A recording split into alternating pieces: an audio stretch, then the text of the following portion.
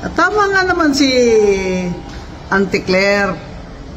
Hindi nga kailangan ni VP Sara ang attack dog. Kasi yung corona na yan, sa iyo yan, Auntie Claire. So in other words, pag personal trips, walang ginagawang functions. So parang bakasyon. President. In fact, kung hindi nyo napapansin, marami dyan ang hindi pro-Duterte sa Office of the Vice President dahil karamihan dyan sa kanila ay galing pa sa panahon ni Vice President Binay at Vice President Leni Robredo. So dilawan at pinklawan talaga ang ibang mga tao dyan sa Office of the Vice President. Pero lahat yan pinoprotektahan ko. Okay, so ayan na nga yung ating maiinit na balita ngayong araw na ito, no? Una nating pag-uusapan ay eto nga, no? Kumakalat ngayon itong picture ni former President Rodrigo Roa Duterte na AI generated na sobrang payat po na parang nasa hospital at maitim na umitim yung muka at yung kanyang skin. Okay? Ipapakita ko sa inyo yan mamaya, no? At ito po ay fake, fake picture. Okay? Ako na mismo ang magsabi fake picture. Nung una kong nakita yan, hindi ko kinagat. Kasi alam ko, taliwas ito sa sinabi ni VP Sara na gumanda nga yung skin ni Tatay Digong natin. Yung sa picture na yun, umitim. Sobrang payat, no? Parang lustay talaga yung pagkapayat. So, nung una kong nakita yun, sabi ko, this is already fake AI generated na picture. So, mamaya ipapakita ko yan, ha? Kasi mahalaga po na mapakita natin yan para alam ng mga audience ko dito sa Donmar TV na fake po yun, okay? Sa social media kasi kumakalat. Merong mga naniwala. Okay? Mismo nga mga kakilala ko nag-repost at kinaawaan si Tatay Digong, no? Akala nila real picture 'yan. Okay? Mamaya pag-usapan natin. Ito, pangalawa nating pag-usapan, itong simpleng banat ni Rowena Guanzon laban dito kay Auntie Claire Castro. Okay? Simpleng banat pero sapul na sapul siya ni Rowena Guanzon. Mamaya i-react natin yan. Okay? Pangalawa ng ating pag-usapan ay latest na atake ni Auntie Claire laban dito kay VP Sara. Paulit-ulit yung atake niya, ha? Panoorin natin itong balita na ito at i-react natin yan. Okay? At last but not the least, may panibago na namang ambush interview dito kay Vice President Inday Sara Duterte sa The Hague, no? Latest update and interview, no? Patungkol po rin kay former President Duterte. Okay? So, yun po. Sinagot nga po ni VP Sara ang patungkol po sa Office of the Vice President at sa mga ilang issues rin sinagot ni VP Sara. Believe itong ginawa ni VP Sara na may revelasyon siya na ang mga trabahante niya sa Office of the Vice President, no, ay ito pala yung mga dati nang nagtatrabaho sa opisina ng Vice President. At ito po yung mga tauhan ni Binay, tauhan ng mga Pinklawan, Dilawan, pero ngunit subalit hindi po yan tinatanggal ni VP Sara, kundi she protected these people. Okay? Nakakabilim nga ito. Okay? So, yun po ang mga pag-uusapan nating araw na ito. Pero bago ang lahat guys, help me po muna na i-like at saka i-share itong video na ito para guys kakalat ito sa taong bayan. Okay? Sabay-sabay muna tayong mag-like and share sa Donmar TV. Itong video na ito, like and share. 1, 2, 3, go! Okay, naka-like and share na ba lahat?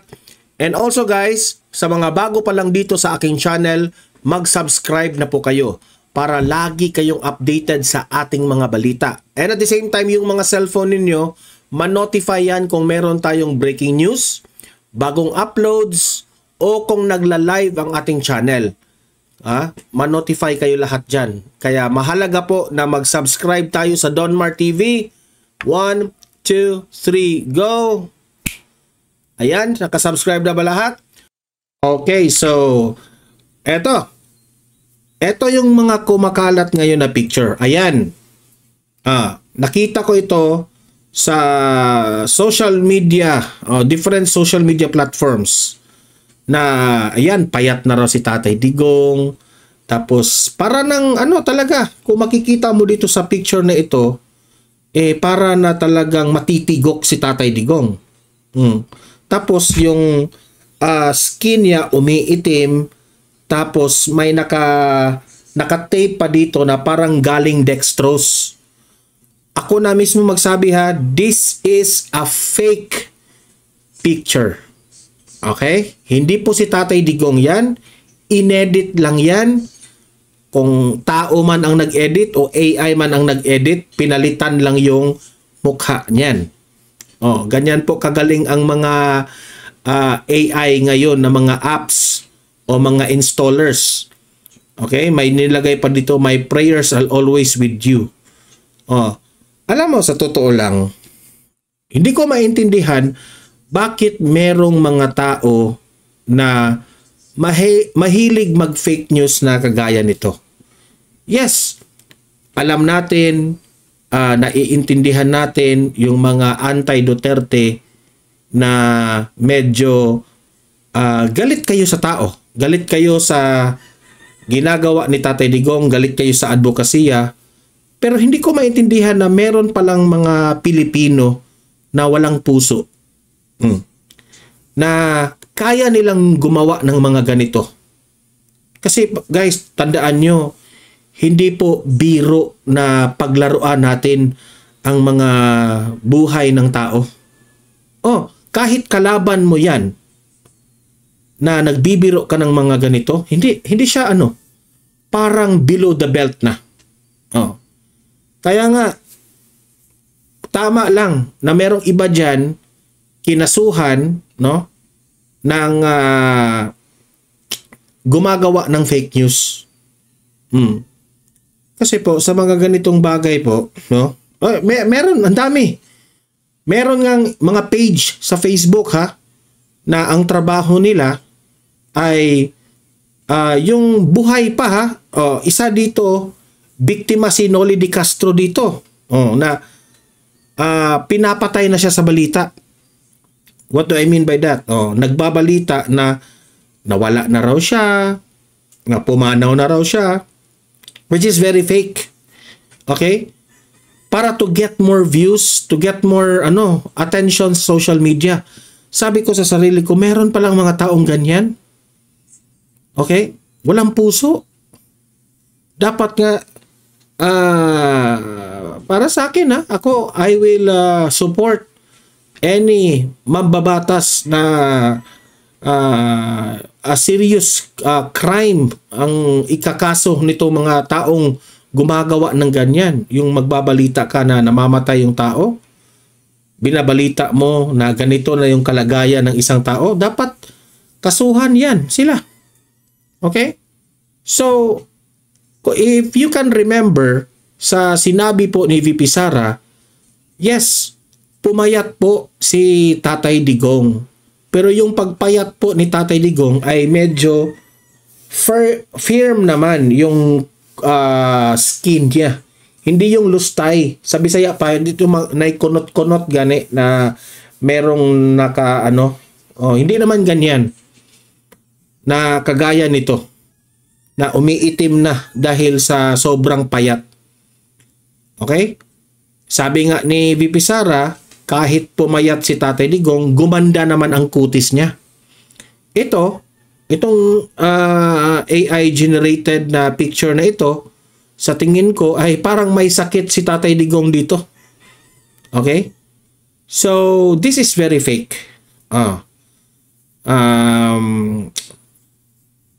Basta, ang sinabi ni VP Sara, no?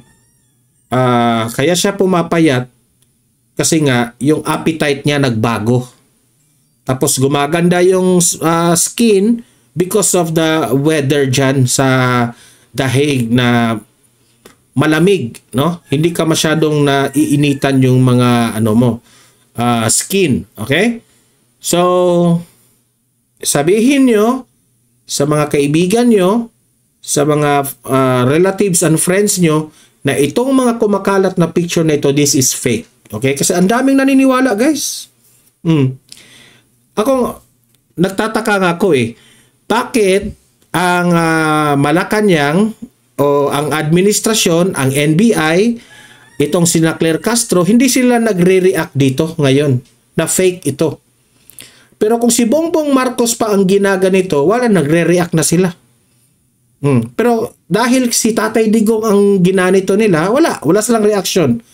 Wala man lang investigasyon sa NBI na ipapahuli nila yung gumagawa nito. 'Di ba? Ganyan ka-unfair ang administrasyon ngayon. Dahil si Duterte ang ginawa ng fake na picture. Ayan sila. Deadma sila sa issue, 'di ba? Kasi nga mga bias. Sobrang bias. Okay, so move on tayo sa next topic natin. Itong si Rowena Guanzon na simpleng banat niya kay Auntie Claire Castro. Okay? Sapol na sapol Kung ano yung reaction ko kay Auntie Claire, pareho kami ni Rowena Guanzon dito. Ito, panoorin natin. Tama nga naman si Auntie Claire. Hindi nga kailangan ni VP Sara ang attack dog. Kasi yung corona na yan, sa iyo yan, Auntie Claire. Attack dog. Tama na nga naman Kasi sinabi ni Auntie Claire Castro sa interview, si VP Sara hindi kailangan ng attack dog. Yung kanyang spokesperson naman, hindi naman yun attack dog. Siyempre, simple lang yun. Yang word na attack dog na yan, ikaw ang may corona niyan, di ba? Yang attack dog na yan, naging popular yan yung word na attack dog sa mundo ng politika ng Pilipinas dahil kay Auntie Claire Castro. That's the best description that can be described ni Auntie Claire. Corona mo nga yan, sabi ni Rowena Guanzon. Si Rowena Guanzon, buti na lang, hindi ito kinuha na spokesperson ni VP Sara. Kasi, sigurong sunog ka, Auntie Claire Castro. At least, kung si Rowena Guanzon ang magiging spokesperson ni VP Sara, at least may class. Diba? Pero itong si Auntie Claire Castro, ika nga, sabi nila, you cannot buy class kasi si Auntie Claire ang baduy-baduy. Sobrang baduy ni Auntie Claire yung the way siya mag-English, alam ko naman mahirap kasi yung tao na hindi naman ako ganyan kagaling mag-English. Carabao English lang ang alam ko. Pero, sinabi ko, sasabihin ko sa audience ko na hindi ako magmamagaling mag-English. Pero ito si Auntie Claire, sa napapansin ko, ang mag-English talaga siya. Pero yung mga pronunciation niya, ang baduy. Yung accent niya, baduy. Hindi kagaya ni Rowena Guanzon, kung ito man ay kung spokesperson ito ng OVP, at least class, social, galing sa Silliman University. Diba? Yan ang tatak mo. Yan ang tatak mo. Ulitin. Ulitin natin yung walang cut. Tingnan nyo paano sinunog ni Rowena Guanzon. Tama nga naman si Auntie Claire. Hindi nga kailangan ni VP Sara ang attack dog. Kasi yung corona na yan, sa iyo yan, Auntie Claire. Attack dog. Yan ang tatak mo. Grabe. Ay, alam kong nakikita yon ni Claire Castro eh. Bukas, ano kayang, I think Monday pa siguro kasi Saturday ngayon. Ano kayang reaction niya dun? Okay, so good job to you, Ma'am Rowena Guanzon, Attorney Guanzon. Good job. Mahal ka namin. Ayan. Eto, panoorin natin itong latest na atake ni Auntie Claire kay VP Sara. Ito, panoorin natin. At doon po sa statement ng OVP spokes, ang sabi po niya, hindi ibig sabihin na personal trip ay nasa bakasyon. Pinupuna niya ngayon itong spokesperson ni VP Sara. In-explain, malinaw na pagka-explain ng spokesperson ng OVP. Pero, ewan ko dito kay Auntie Claire, bakit ang bobo niya hindi niya naiintindihan. Ito, continue ha. Let's continue. Just because she is there does not mean all the staff will no longer work. Correct. Ano ibig sabihin sa opisina yung spokesperson ni VP Sara? It doesn't mean na si VP Sara ay nasa malayo, outside of the country, nasa Dahig. It doesn't mean na ang opisina ng Vice Presidente ay hindi nagfa-function, Auntie Claire. Nagfa-function pa rin yan. Kasi bilang isang effective leader, magbibigay ka ng, magbilin ka ng yung gagawin ng mga trabahante mo. Okay? Sa bagay, hindi mo alam yan kasi yung bangag mong amo, hindi siguro yan ginagawa. Di ba? Siguro inaako lahat ng trabaho ni Bongbong Marcos. Siyempre, pati nga credit grabbing nasa kanya na di ba? Inaako niya. Kaya hindi mo maiintindihan. Kasi Auntie Claire, ang leader po, ang magaling na leader can create another leaders. Okay? Malinaw ba yon, Auntie Claire? Ulitin ko. Ang magaling na leader can create another leader.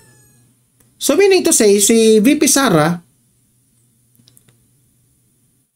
tinitrain na niya lahat ang kanyang mga secretaries, yung mga trabahante niya, na ito yung gagawin kapag wala ko, at ito yung mga bagay ninyong gagawin kapag wala na ako. Okay? So,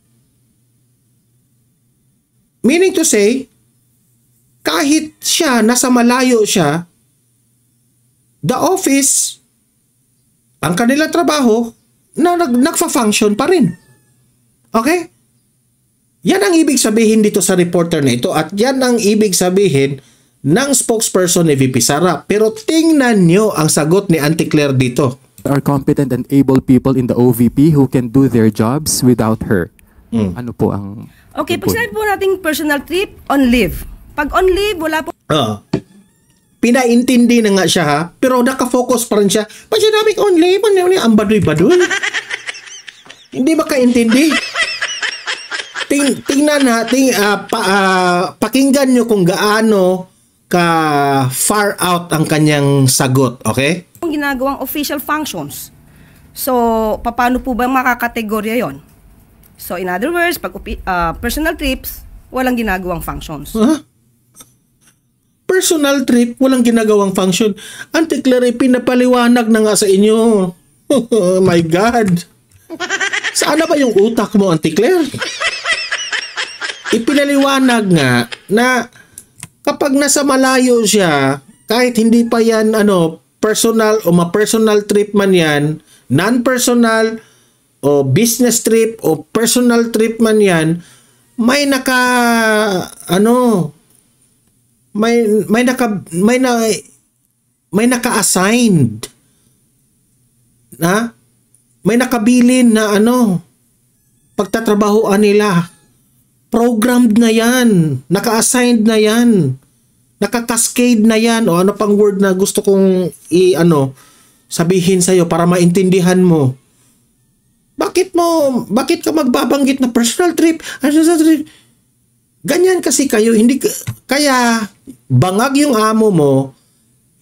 He is not an effective leader kasi hindi niya kaya ang mga ginagawa ni VP Sara. Kaya wala kayong alam. Tama lang talaga ang sinabi ni VP Sara na wala talaga kayong alam. Tingnan nyo ang sagot mo. Oh. Wala na nga akong bangs. Mas lalo akong sumakit yung bangs ko sa'yo. Claire, I'm sorry to say this, Claire, ha? Pero bobo ka talaga, Claire. Sobrang bobo mo talaga. YouTube, pasensya na sa aking word, ha? Pero hindi ko talaga maintindihan. Literal na bobo ka, Claire. Bobo mo. So, parang bakasyon. Okay? And, sinabi din po ng OVP na anong connect sa bakasyon sa nag-function ang opisina ng Vice Presidente? Anong point mo sa bakasyon? Bakit mo sasabihin na bakasyon na it's very obvious na meron siyang tatay na may karamdaman, nandoon sa dahig, nakakulong, binibisita nila, tapos sasabihin mong bakasyon? I mean, basta lang makabatikos ka, Claire, ganun na ba? Kaya nga hindi ka pinapaniwalaan na ng taong bayan kasi obvious na obvious yung banat mo na walang katuturan basta lang ka makabanat. Kaya wala nang naniniwala sa Malacanang. Wala na naniniwala sa inyo dyan. Kasi puro lang kayo bula eh. Do you know what I mean? Sa Bisaya kasi, yung tao na may mga daming sinasabi, yung mahilig magmayabang, magsalita ng hindi totoo, tinatawag namin yan sa Bisaya mga bula. Kasi bakit bula yung sinabi na tawag namin? Kasi nagbubula lang yung bibig. Oh. Itong tao na spokesperson na nagbula yung bibig. Daming bubbles yung bibig. Sa Kami silang competent staff to do the job while the Vice President is out of the country. Bakit? Hindi ba pwede yan? Hindi ba pwede? Siguro, para sa inyo, ha? Soluhin yung trabaho ninyo. I bet you, Claire. Meron ka rin mga secretaries, di ba? Oh, meron ka rin. Na mga will do the things for you, especially about paperworks. Oh. Ang hirap sa iyo, ha? Vlogger ka kasi. Hindi ka attorney. Attorney ka lang sa pangalan o sa mo. Ewan ko lang sa'yo kung nakagraduate ka ba. Kasi mukhang wala eh. Mukhang wala pero kung nakagraduate ka man, mas nakakahiya. Ito ba? Graduate as nakatapos ng pagiging lawyer pero yung asal at yung kaalaman parang hindi lawyer. My God. Kakahiya ka, Claire. So, ipagpunyagi po natin ang mga competent na staff ng OVP. Hindi ka ba nakinig sa sinabi niya? I'm thankful. Sabi pa nga ni VP Sara, I'm thankful na meron siyang mga competent na mga trabahante sa kanyang opisina. Di ba? Yung banat mo, Auntie Claire, wala na talaga. Na-obvious ka sa taong bayan. Na B-O-B-O ka. Kahit na wala ang Vice Presidente sa bansa at on leave, nakakapagtrabaho ang ibang empleyado ng OVP. Ewan ko na lang sa'yo, Auntie Claire. Tama yung sinabi ni sa'yo, Rowena Guanzon. Eto naman, excited na kayo dito. Eto na. VP Sara's latest update and interview, okay? Alamin natin kung ano ang kalagayan po ng ating former President Rodrigo Roa Duterte, ano yung mood, at ilang mga issues na sinagot ni VP Sara. Okay? Pasok! Yes, magandang hapon sa inyong lahat. Welcome to the Netherlands. Ikaw na pala mag-welcome. Ako na mag-welcome sa inyo. Malapit ko na ma-memorize ang ano nila, bus stop at mga tram rides nila. Tram stops nila dito. Kadaghan po ko nawala. Madaming beses na rin ako nawala dito. Una ang pagpasalamat ko sa inyong lahat sa patuloy ninyo na pagpunta dito at magpapakita ng suporta para kay dating Pangulong Rodrigo Duterte. At pasasalamat sa mga hindi makapunta dito sa Netherlands pero araw-araw na nag-aabang ng balita patungkol kay dating Pangulong Duterte, lalo na sa ating mga social media personalities, no, na maga, araw, gabi, 24 hours online para lang magbigay ng balita at para depensahan si dating Pangulong Rodrigo Duterte at magpakita ng suporta kay dating Pangulong Rodrigo Duterte. Yung iba sa inyo, inaatake na ng mga kaibigan, inaatake na ng mga trolls, inaatake na ng mga nasa ibang spectrum ng politika natin, pero tuloy-tuloy pa rin yung pagsuporta ninyo. Yung iba sa inyo may mga cases na, no, may mga kaso na na-file na ng cases, may mga harassment na pero hindi pa rin natitinag yung paniniwala ninyo at pagmamahal ninyo kay dating Pangulong Rodrigo Duterte. Maraming salamat sa inyo. Yes. So ang mood ni President Duterte today ay very good mood. Oo. Nakita niya yung dalawa niyang apo. Tapos nagtanong siya ng mga detalye sa mga apo niya, kung kamusta na ang pag-aaral, mga ganung detalye. At nagtanong siya kung sino na ba daw ang mga namatay. Hindi ko lang alam kung meron siyang gustong marinig na pangalan, pero nagtanong siya mga sino ba daw dapat ang bigyan ng condolences ng pamilya. No, nabanggit ko sa kanya na merong 3 kababayan natin namatay dahil yung kanilang barko ay inatake ng mga rebels. So sabi niya, importante na mapaabot sa kanila yung pakikiramay natin. Ano pa ba? Politics. Ang question mo, politics?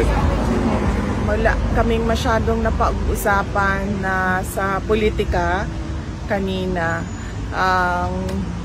Medyo tumagal siya doon sa kanyang discussion sa jurisdiction and sa interim release niya sa kaso niya sa ICC.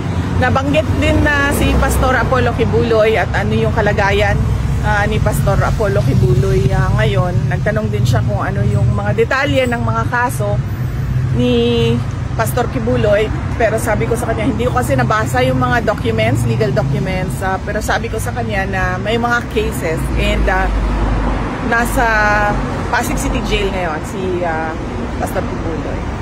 So yun ang mga napag-usapan. Sino po yung dalawang apo na kasama sa pag-case?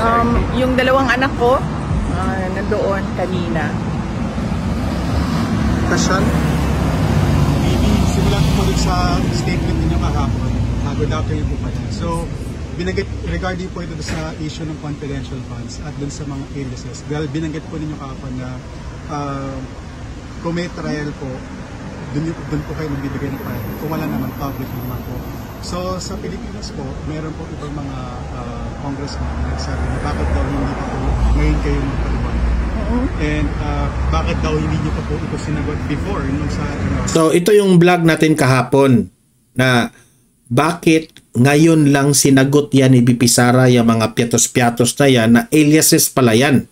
Okay? Ito ang sagot ni VP Sara. Ito yung hinihintay natin. Budget hearing.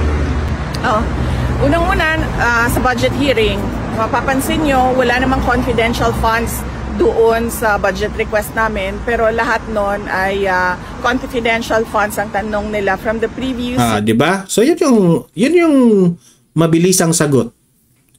Bakit niya i-explain yan na ang pinag-usapan doon sa hearing na yun ay budget ng Office of the Vice President.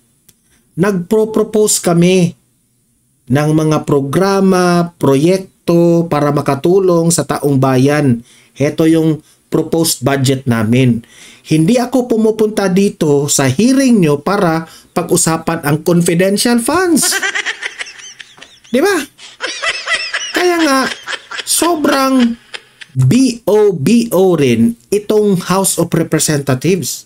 Why do you insert topics that are not relevant sa i-hearing ninyo? Nagsasayang lang tayo ng oras dyan. Di ba? Ikaw raw. Anong masasabi ng ikaw, estudyante ka? Example estudyante ka. Nasa klase ka ng mathematics. Yung teacher mo sa mathematics, tatanungin mo ng question sa patungkol po sa religion class mo. Anong masasabi ng mathematics teacher mo? Di ba far out? Ine-example ko lang yan sa inyo. Ang topic natin dito, mathematics. Bakit ang tanong mo ngayon, music? Doon ka magtanong sa music teacher, hindi sa mathematics teacher. Di ba? So, ganun po kasimple ang sinabi ni VP Sara. Bakit naman ako sasagot patungkol sa confidential funds na sinagot ko na ito noong 2023, ngayong 2024, pinatawag nyo ako for the proposal of budget of the Office of the Vice President. Bakit ako sasagot sa confidential funds? Para ipahiya ako? Para ipakita sa mainstream media na nagnakaw pala siya na sa confidential funds? Ganon ang gusto nyo mangyari? Kaya sila galit na galit dito kay VP Sara kasi hindi sinagot ni VP Sara ang gusto nilang mangyaring script. Diba? As you can remember, sabi pa nga ni Stella Kimbo, let's stick to the plan. Ayan na nga. Nahuli na sa bibig ni Stella Kimbo. Years which was already decided by the House of Representatives na hindi nila ibibigay or hindi ni-request. Hindi siya ni-request. Pangalawa, kung makikita nyo at maaalala nyo na sinabi mismo ni Congressman Stella Kimbo, let's stick to our plan. Di ba? Ito first time ko pa itong narinig sabay-sabay tayong nag-react dito ngayon. Nabanggit niya yung Stella Kimbo. Di ba tama kami ni VP Sara? Doon kasi patungo sisiraan siya.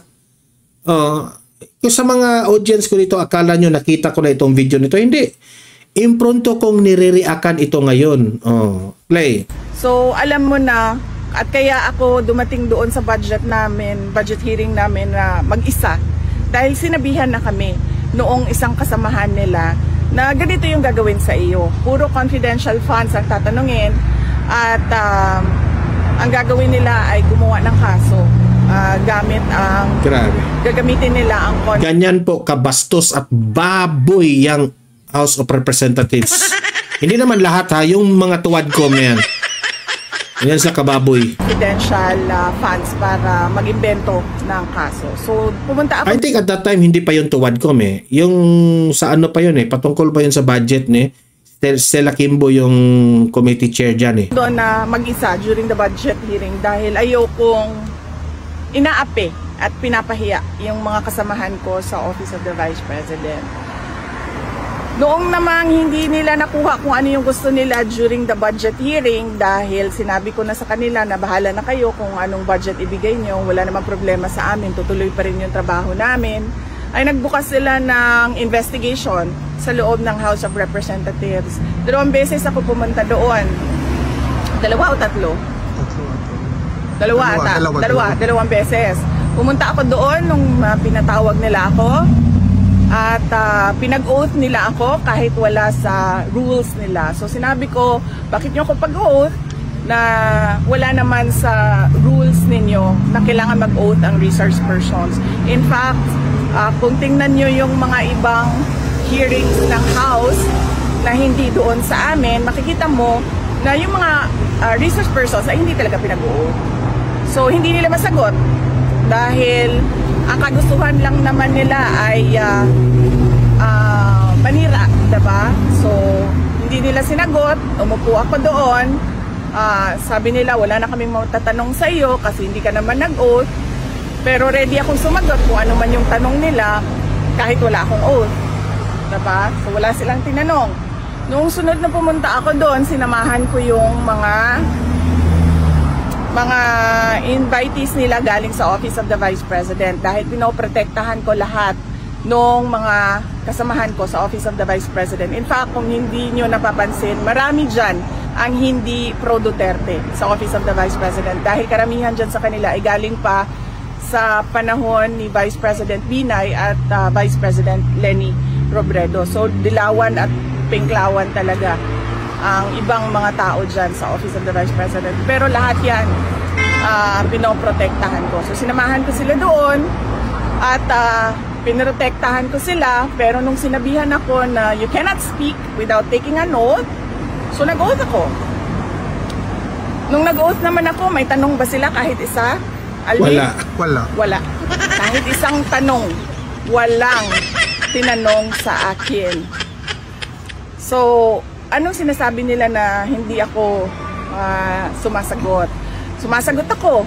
Chua, napakinggan mo ito?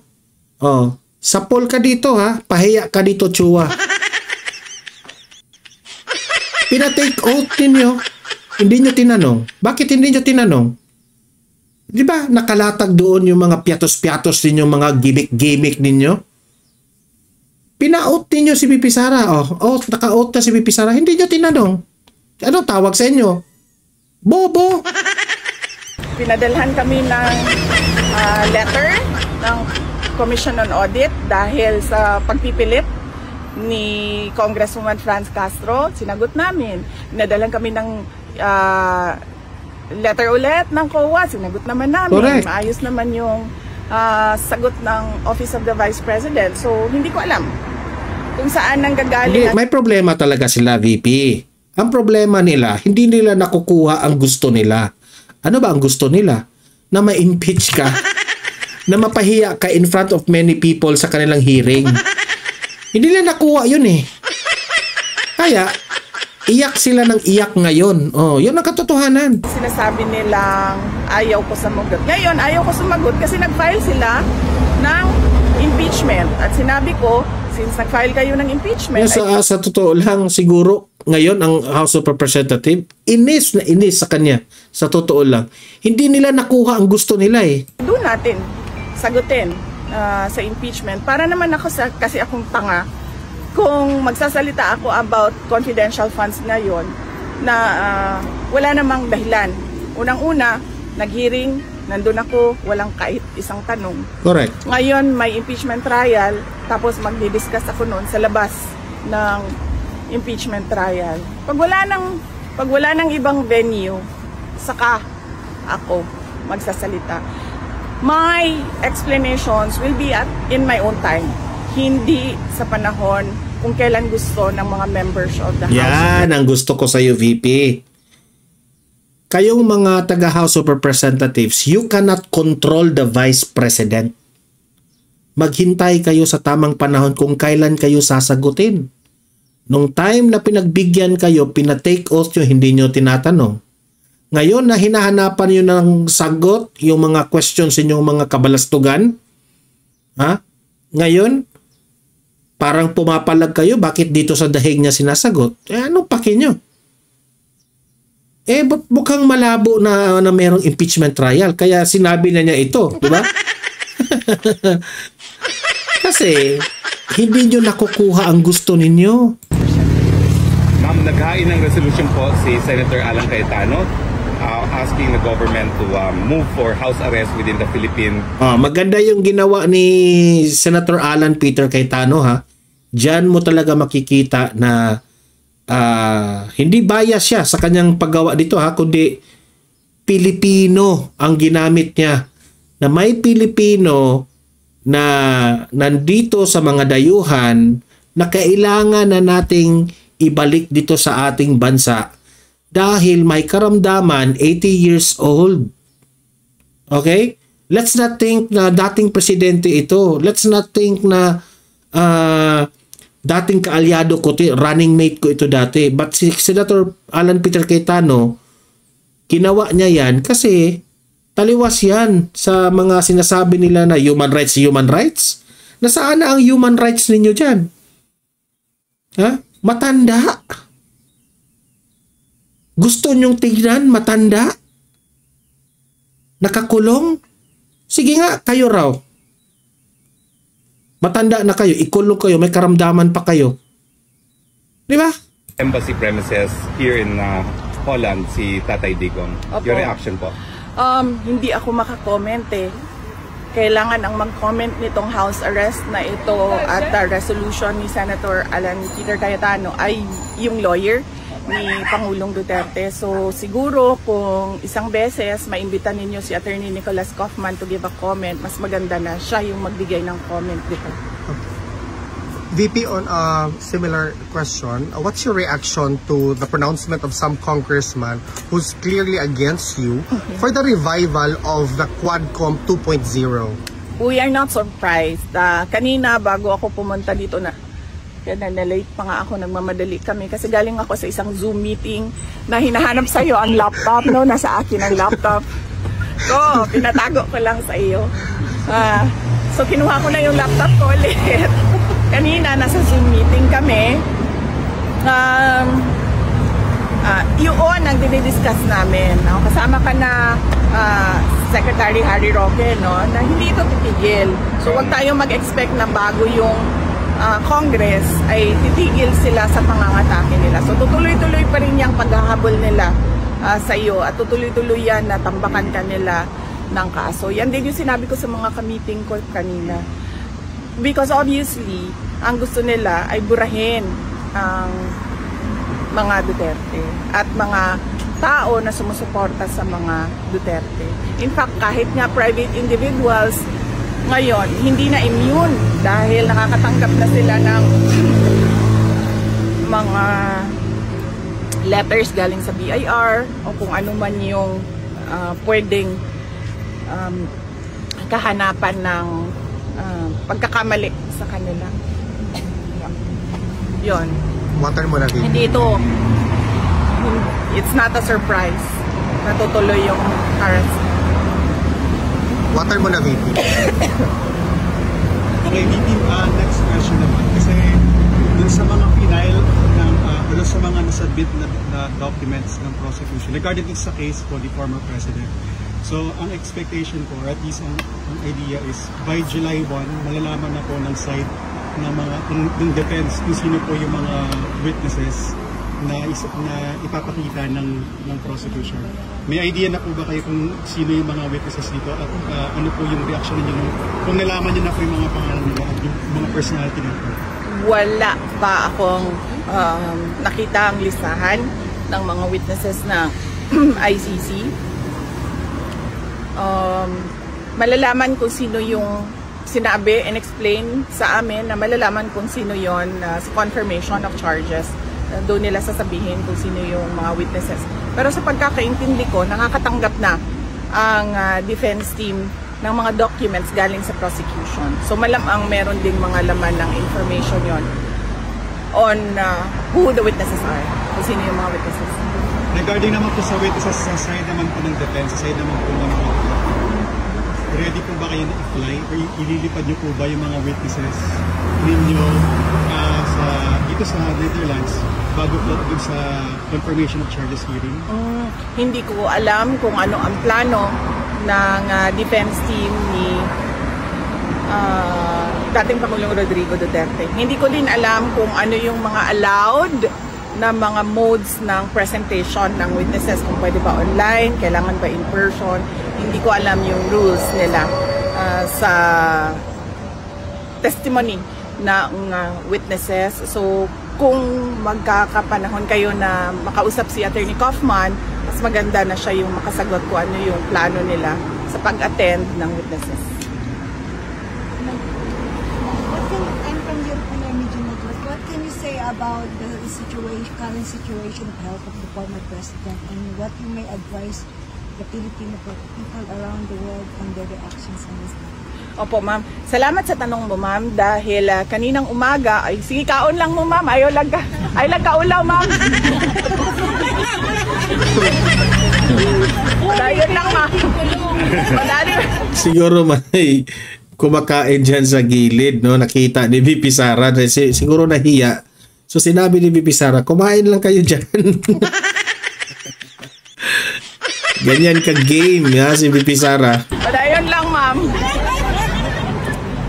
Salamat sa tanong mo, dahil kaninang umaga, ma'am, meron pong nagpadala sa akin ng photo na mukhang nasa hospital bed si dating Pangulong Rodrigo Duterte, at meron siyang hospital tag, 2 band sa kamay niya. So hindi po totoo yung photo na yon. Kinonfirm na ni VP Sara, ha, na yung picture na yon AI yon. Para sa atin, AI yun, at hindi yung totoo, sabi niya. Hindi totoo yung photo na yon. Malamang edited yung photo na yon. Ibang pasyente yon. Inano lang nila yung mukha ni dating Pangulong Duterte. Wala po siya sa hospital ng detention unit. Nandun po siya sa regular wing ng detention unit. At kanina, naglalakad naman siya mag-isa, albeit may dala-dala siyang tungkod. Oo. Nadadala siyang tungkod. So clearly, wala siyang sakit na, kumbaga, kailangan niya maging bedridden. Palibasa kasi pumalat na yung umayat siya. Tapos, hindi na nag-flash din sa sinabi ko sa kanina, bakit ang picture sa tatay dito ang payat? Sabi ko dito. Ang galing nilang mag-edit eh. Walang picture na release ang ICC. Ma'am, is there possibility na mag-health bulletin ng ICC on the health of PRRD? Yan ang hindi ko alam. Pwede nating itanong kasama yung kung pwede ba maglabas ng photo. Pwede nating itanong sa lawyer kung pwede nilang i-request yon sa registry sa ICC. Pero nabanggit ko nga last time sa mga wala dito, sinabi ko na pumayat siya. Sobrang payat niya, hindi na ganyan yung itsura niya na nakikita nyo sa standee sa likod. Hindi ko pa siya nakita na ganito kapayat, except sa photo niya nung siya ay binata pa. Pero sinasabi ko sa inyo na pati ito, nabanggit din ng nanay ko, ha, hindi lang ako ang nakapansin. Hindi nagsag yung face niya. Hindi tulad sa ating lahat na bumabagsak na yung ating mga mukha. He cannot go out. Bumabagsak na yung ating mukha. Sa kanya, hindi. Bumagsak yung mukha niya. Yan ang sabi ng anak ko, ma'am, isa. Sabi niya, gwapo daw si Lolo Rudy. Hindi bumagsak yung kanyang mukha. Yung kanyang wrinkles, mas marami pa nga siguro akong yung crow's feet dito. Ilan lang. Yung dito lang talaga meron sa noo. Pero yung dito wala. Tsaka yung dito niya, for an 80 years old, hindi siya malalim na parang na. It's a relief for the country. O nga, nagtataka nga ako, ma'am, sabi ko nga sa mama ko, siguro merong pampaganda dyan sa loob na hindi natin alam. Baka nakaserabil. Water quality. Water quality? Baka. Ma'am, yung Dutch doctors and ma'am, they're really good. Oo. Dutch doctors. Kasi yes. binabalance nila yung sa diet nga at saka yung sa kasi si tatay. Yes. Kasi alam nila, ma'am, na merong That is why he is glowing pero payat. Yan din yung sabi ko na baka lang kinontrol din yung kanyang weight dahil diabetic siya. Correct. Ma'am, No more questions? Regarding po, going back sa topic of impeachment, sabi po ni... Nabanggit dito no, na ang galing raw ng mga Dutch doctors. So, wala tayong dapat ikabahala guys kung pumayat si Tatay Digong. Siguro no, hindi naman siguro siya pabayaan ng mga doctors dyan. Kasi yung mga doctors, ang trabaho nila, hindi naman siguro isasabotahe yan kasi yung mga doctors, may mandate yan. Di ba? So, iba kasi dito sa Pilipinas, yung pagkain sa atin, medyo sometimes nalulusutan natin yung gusto ng doktor. Diba? Diyan, ikontrolado siya kung ano ipapakain niya. Diba? Alam niyo naman si Tatay Digong, walang pinipili yan. Basta kung ano yung gusto niyang kakainin doon sa Pilipinas, kakainin niya. Dito, siguro, kinokontrol siya. That's why, hindi nagsasag ang kanyang mukha, maputi pa rin. No? Hindi yung kagaya na pumayat dahil may sakit. Okay?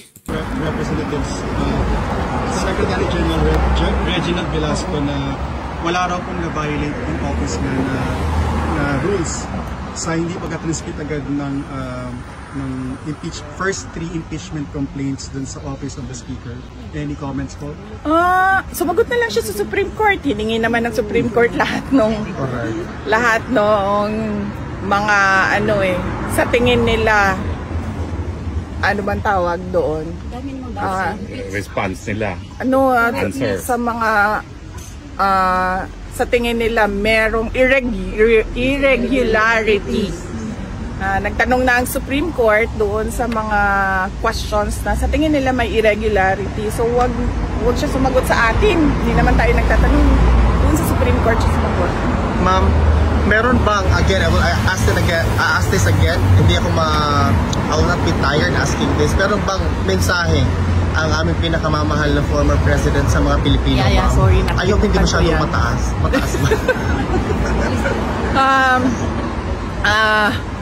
Nagsabi ako sa kanya kanina, sabi ko ano ba ang message mo dahil pagdaan ko kanina papasok na meron ng mga nag-aantay na mga kababayan natin at sabi niya na wag na daw kayo mag-antay sa kanya dahil ayaw niya daw na naaabala kayo at lalong-lalo na ayaw niya daw na gumagastos kayo ng dahil sa kanya. Ang pera, ma'am, nakikita lang yan pero ang pagmamahal namin hanggang sa dulo talaga.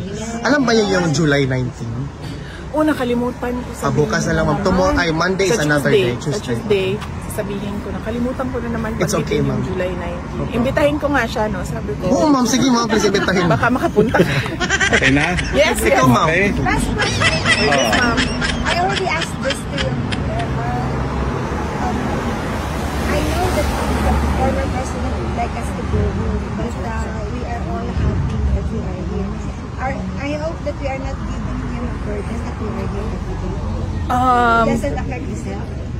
I don't think so, ma'am. Maybe he's just thinking of your comfort. We're so comfortable here, madam. We're so happy together here. How about you? Is that true, everybody? Yes. Yeah. How about you? Last question dito. VP, so what do you have to say those detractors saying it's so expensive for the lawyer? Why?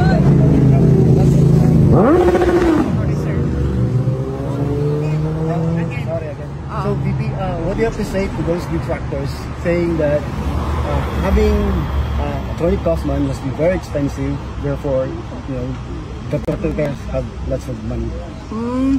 Hindi ko alam kasi hindi naman ako nagbabayad. Hindi ko alam. I am not paying for Attorney Kaufman and I do not know the professional fees arrangements between Attorney Kaufman and former President Duterte because it is confidential and between the lawyer and client only. So I'm not paying for his legal services. I had an argument. I told somebody the Filipino people are willing to pay. At ayaw din yun. At ayaw din ni dating Pangulong Duterte na na magbayad ang taong bayan. Ayaw niya yun. Ma'am, Thank you. Ma'am, meron lang ha? Last question. Ma'am, your message po sa mga kababayan natin na palaging nandito, nakasuporta sa iyo, sa iyong ama at sa buong Duterte. Yes, oo. Nagpapasalamat ako sa ating mga kababayan sa patuloy nila na suporta. No? Yung mga pumupunta dito sa Hague at pumupunta dito sa Duterte Park para ipakita ang kanilang suporta. So, sasagutin ko lang yung no, sa mga nagtatanong, especially ito mga kalaban ng mga Duterte, kung saan galing ang pera pambayad para kay Attorney Kaufman. Ako sa tingin lang naman analysis ko. Ang daming mga kaibigan yan, si former President Duterte.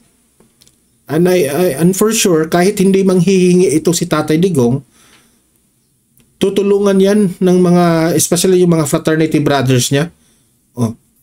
Si Bongo, hindi natin alam pero hindi lang yan aaminin siguro nila Bongo.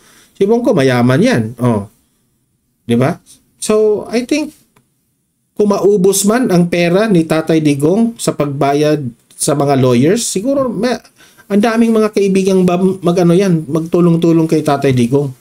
Lahat kayo gumagamit ng sarili ninyong pera para magpakita ng suporta at taus-puso yung pagpapasalamat namin.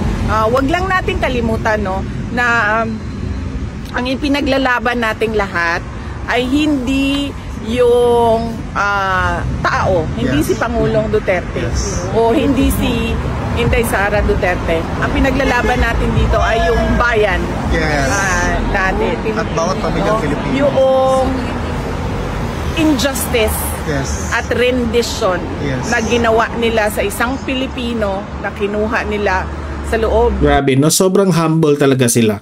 Si Tatay Digong at itong si VP Sara, na hindi po ito para sa aming mga Duterte.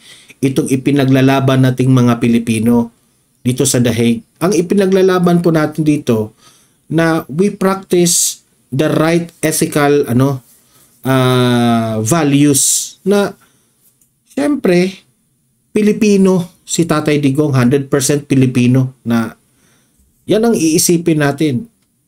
Ang ipinaglalaban natin dito na meron po tayong administrasyon, meron tayong gobyerno na hinuli ng sariling gobyerno para ipadakip doon sa mga dayuhan. Di ba? Nakakahiya. Nakakahiya ang ginawa ng Administrasyong Marcos ng ating bansa at hinatid nila dito at ginastusan pa nila ng gobyerno. Ginastusan ng gobyerno para ihatid ang isang Pilipino. Isa pa yan, yung mga witness sa kaso na ito, ginastahan ng gumastos ang gobyernong Marcos. So alam na sinuportahan nila para talagang makulong si Tatay Digong kasi kalaban nila sa politika. Pero yung mga nasa peligro na mga biktima sa giyera ng Iran, no? At itong yung naggiyera? Israel. Yung mga Pilipino natin doon na stranded. Wala, nga. Ano lang sila? Last option. Kawawa. Ganyan ang gobyerno natin ngayon. Walang pakialam sa taong bayan. Dito sa Hague. At huwag natin kalimutan ang mga issue sa bayan natin. Tulad ng blanco sa budget.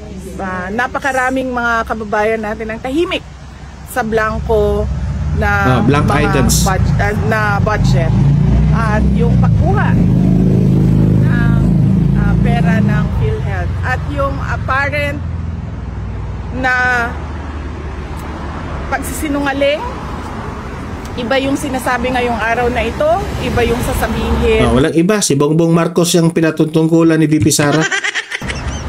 Bukas, at yung pagkabako ng mga pangako. Unang-una na yung 20 ang bugas. 20 ang bugas. BPDF. Thank you for giving us hope. Well, yes, lagi sinasabi sa akin.